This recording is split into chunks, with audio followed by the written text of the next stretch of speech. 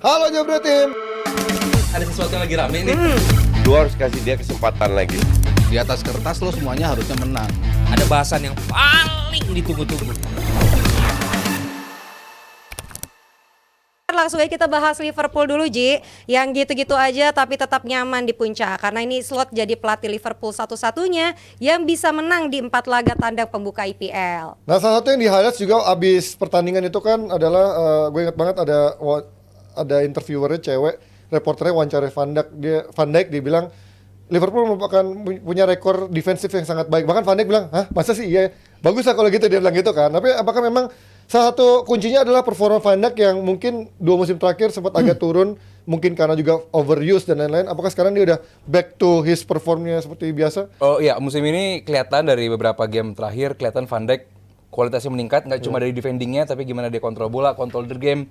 Jadi dia juga lumayan bagus, nggak cuma dalam bertahan, tapi bagaimana mereka lewat Van Dijk membuat serangan ke depan juga. Jadi kualitas dan kedewasaan dari Van Dijk itu yang nggak dimiliki oleh banyak klub di Eropa gitu. Bahwa saat memiliki Van Dijk, tugas di belakang tuh sedikit di checklist lah gitu, fungsi lini belakang. Cuman kalau game menghadapi Palace kemarin kayaknya nggak perlu terlalu mengeluh-elukan Van Dijk juga, karena Palace pun nggak terlalu gimana juga. Palace musim ini belum pernah menang.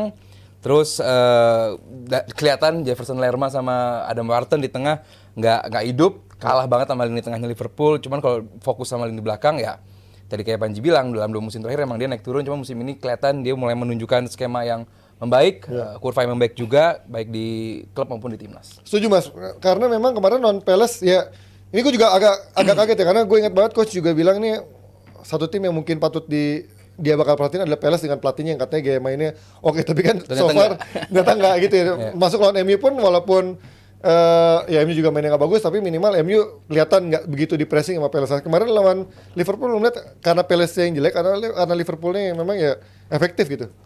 Iya, mungkin efektif salah satu kata yang paling pas ya. Kalau kita bicara Liverpool musim ini, potret dari sebuah tim yang mainnya nggak bagus amat juga di beberapa kesempatan gitu.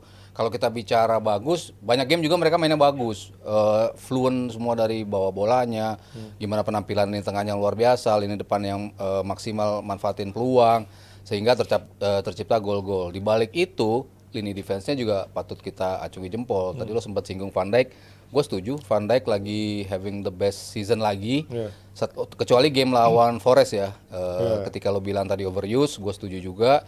Ketika abis pulang bela Belanda, kelihatan banget dia capek, kelihatan semua pemain Liverpool capek, dan semuanya itu akhirnya mengarah pada lini belakang karena mereka kebobolan gitu. Cuman kalau kita bicara overall, ya Van Dijk dan juga Konate sih, dua-duanya nunjukin lagi best pairing lagi yang ada di Premier League. Ketenangan selama ini kan kita ngelihat di 2 musim terakhir lah, bahkan musim terakhir ya mungkin yang Liverpool kok shaky banget ya, begitu banyak blunder yang bisa dilakukan oleh Van Dijk, pengambilan keputusan saat defense yang keliru, positioning pemain yang ada banyak pemain yang nggak bisa nutup, ketika tren naik siapa yang ngantingin posisinya, tapi sekarang semua kayaknya bisa nutupin itu gitu. Pemain-pemain belakangnya atau tengah yang fungsinya bertahan bisa agak sedikit mundur untuk bisa menutup ruang gerak pemain-pemain lawan. Jadi secara kolektif bagusnya penampilan Van Dijk dan juga Konate akhirnya berkontribusi terhadap keseluruhan permainan Liverpool sih. Tapi kalau kita lihat kan di awal-awal mungkin orang muji-muji bagaimana nih kayaknya performa tengahnya kayak udah solid lah. Walaupun gue lihat secara defensif Gravenberch masih bagus ya, tapi untuk menjadi kreatornya 3 pemain ini menurut gue belum konsisten, terutama McAllister dan Szoboszlai. Kadang bagus, kadang hilang, kadang jelek. Menurut lo gimana? Apakah memang tengah ini akan menjadi bypass lagi seperti ya era dulu kan mungkin ada bypassnya, cuman tetap ada bisa golin dari Wijnaldum, bisa golin, Henderson bisa golin. Sekarang kayaknya McAllister sering hilang, Szoboszlai angin-anginan, gimana lo melihatnya? Ya, di musim terakhir Klopp kan emang aliran bola itu dari belakang langsung bypass ke depan. Betul. Dimana penyuplai bola itu dari Trent, Konate sama si Van Dijk, terupas ke depan semua, tengah hampir nggak kepake.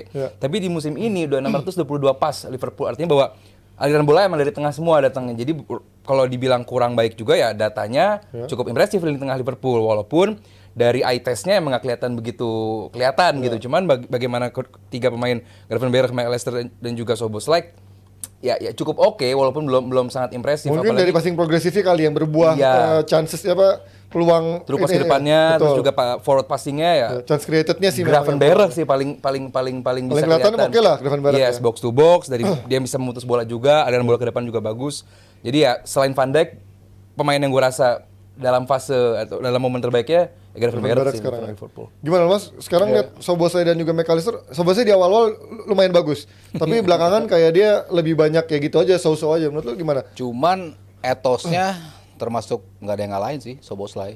Makanya kenapa dia terus dipakai sama Slot, gue cukup memaklumi karena work ethic sih. Lebih ke ngejar bola kemanapun, ketika dia ada di depan tiba-tiba bisa ada di belakang untuk bisa ngambil intercept, ngambil sliding, tackle, pokoknya segala macam atribut defense yang dibutuhkan. Padahal kan dia paling forward posisinya kan dibanding McAllister sama Gravenberch gitu. Cuman dia tetap bisa untuk nutup. Makanya kenapa dia sering dipasang di luar dari banyak protes dari fans Liverpool, termasuk Valen ya yang paling sebel sama gaya Szoboszlai karena kontribut ke nyerangnya sering kehambat ketika dia megang bola di depan, kadang-kadang dia bingung untuk ngalirinya kemana gitu. Sementara Gravenberch walaupun lebih ke belakang, tapi ketika transisi itu berjalan dia masuk ke depan, dia lebih banyak ngasih kesempatan untuk membuat atau meng-create chance gitu. Jadi kalau bicara paling efektif dari trio ini kok justru Gravenberch memang. Betul. Dia punya kemampuan untuk intercept, dia punya kemampuan untuk bisa membaca permainan dan langsung going forward ke depan.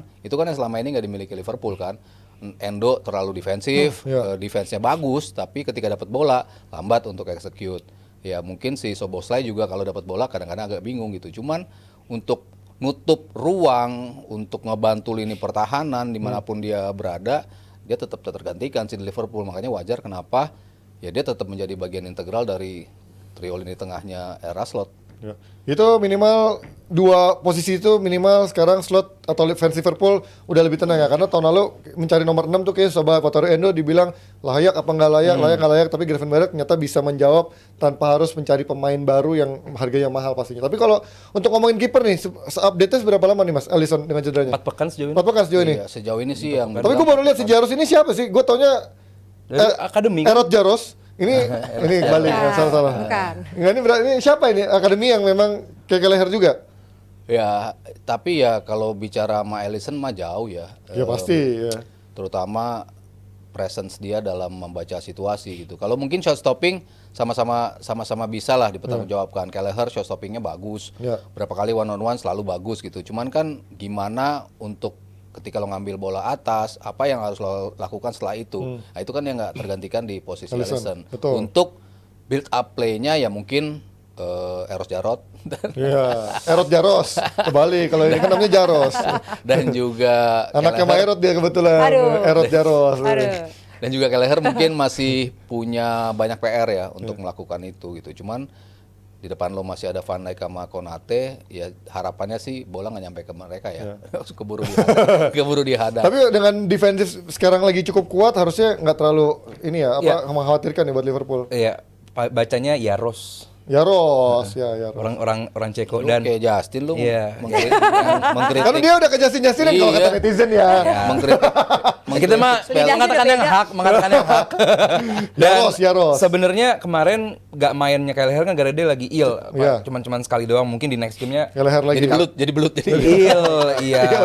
Ill. Kelleher lagi dan dia kan udah proven lah di cup Kelleher ini ya Bagus ya. bagus lah di usia dia yang seumur itu. Jadi buat gua di lini belakang Liverpool sebenarnya itu bukan masalah utamanya sih. Iya. Justru yang gue pengen highlight di game kemarin menghadapi Palace adalah bagaimana konversi golnya Liverpool, gimana Liverpool di dua babak itu masing-masing dua big chance miss gitu loh. Maksudnya lu salah nggak step up.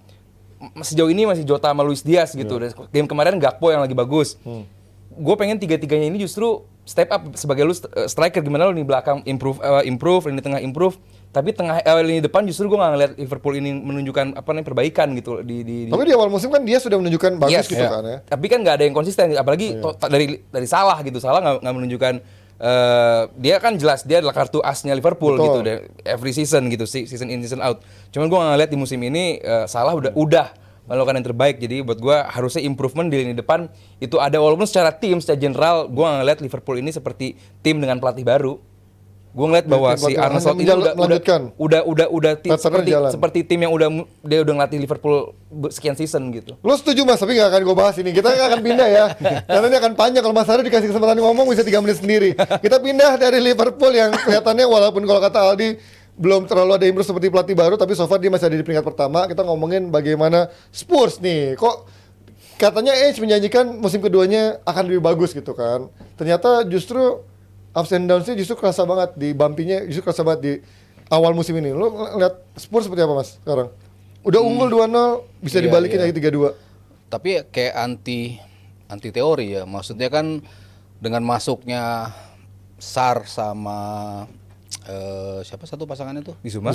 Bisuma justru kan biasanya mereka lebih solid di tengah gitu. Tapi ketika mereka masuk justru kok lebih kewalahan gitu yang selama ini. Jadi artinya kan memang ada perubahan yang coba dilakukan oleh Edge. Ainge. Mereka lebih tampil ofensif, mereka lebih nerapin defense line yang Lu kalau lagi makin- bercanda sama istri lu suka gitu nggak? Edge gitu nggak pernah ya? Nggak pernah. Kan mirip-mirip ya. Oh, Terus sorry gue potong nih. lu panggilannya Punch Oh, iya, apa itu Ji? Lu Kan panggilannya kalau Punch di apa Ji? Inggris ini Edge gitu kan.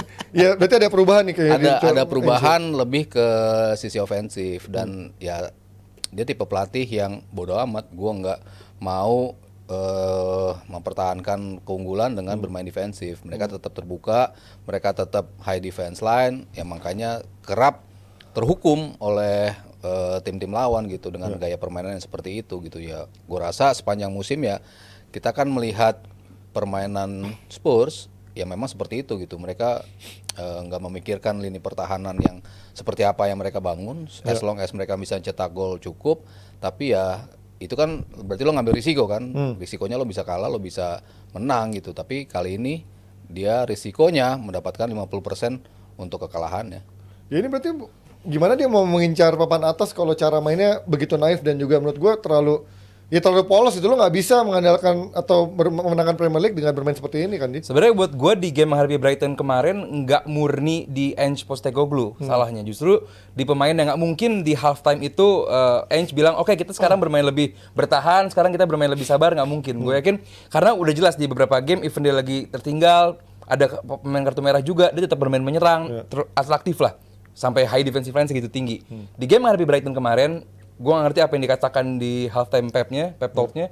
Cuman begitu babak kedua masuk, kelihatan Brighton yang berbeda dibandingkan babak pertama. Brighton yang justru memanfaatkan lini tengahnya si Spurs, dan dari lini tengah itulah pemanfaatan winger baik dari si Yakuba Minte, terus juga sayap kirinya, dan termasuk Welbeck juga. Kelihatan banget lini belakangnya Liverpool ini nggak bisa cope up dengan kecepatan dari Brighton. Apalagi Brighton klub yang kita tahu siapapun pemainnya sistemnya kelihatan banget jalan gitu. Jadi buat gua Kok nggak bisa MU punya pelatih kayak gini ya? Siapapun pelatihnya jalan itu sistemnya. curhatnya di awal aja. Jangan sampai ke. Nanti kita bahas. Jadi buat gua ya ini hasil yang sangat disayangkan sama Spurs karena lu bisa bikin leading 2 gol di awal terus bisa babak kedua kehilangan bukan cuma Brighton yang bagus tapi benar-benar Spurs kehilangan permainan mereka di babak kedua. Tahun lalu tuh Spurs peringkat berapa ya? Dia masuk Eropa kan Conference League. 5 5 di atas Menurut MU. kalian akan better musim ini atau akan lebih terlempar jauh dari sekarang? Gua lagi lihat sih Brandon Johnson dari sayap kanannya si Spurs. Dia punya potensi, cuman apakah bisa ke aliran bola dengan baik ke depan gitu, karena Sar sama Bisuma tadi yang dia di musim lalu kelihatan dia menjadi banget, rocking midfield banget. Di musim ini belum kelihatan gitu. Jadi buat gua selama Brandon Johnson di fit dengan baik, ya gua rasa sih Spurs bisa.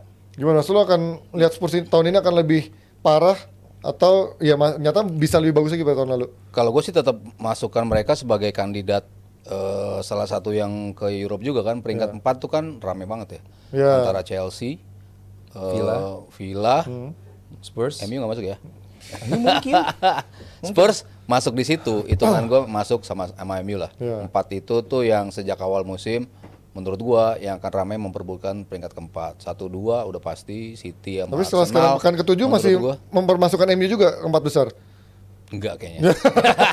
Ya gitu dong Mas, tegas jangan. kan 4 sampai 8 ya, dia di Iya, 8-nya itu maksud gua kan, ya ujungnya nggak peringkat 4 kan menurut gua agak naif sih kalau bilang memperebutkan peringkat peringkat 4, tapi kan yang cuma dapat 1. Nah, mereka dapat di 8-nya lagi. Chance-nya agak besar ya. Kita lihat lah apakah Spurs di bawah Ange ini akan bisa lebih baik atau justru dengan permainan yang menurut gua agak terlalu naif dan juga ekstrim justru membawa dia ke kehancuran, dan bukan tidak mungkin kok kelempar dari 10 besar bisa dipecat juga di musim ini ya. Kita pindah Nes. Yes, dan Spurs juga jadi tim IPL pertama yang 10 kali kalah setelah unggul 2 gol atau lebih, Ji. Ya, Tapi kita bacain saweran dulu ya. Oke. Ada dari Anthony nih yang tiap Waduh. Senin selalu nyawer Rp120.000. Vanessa Love. Wah. Ini karena tadi salah ada yang bilang Vanessa pakai kutang, nanya dia kok pakai kutang, ini bukan kutang coy. Tank top. Bahasanya kutang Tapi lagi. Mas Anthony ini kayaknya cowok idaman ya. Nyawer aja selalu rutin tiap Senin. Tapi Bagus, kalau punya pasangan, Anthony. transferan uang jajannya juga gak pernah telat nih kayaknya. Wey.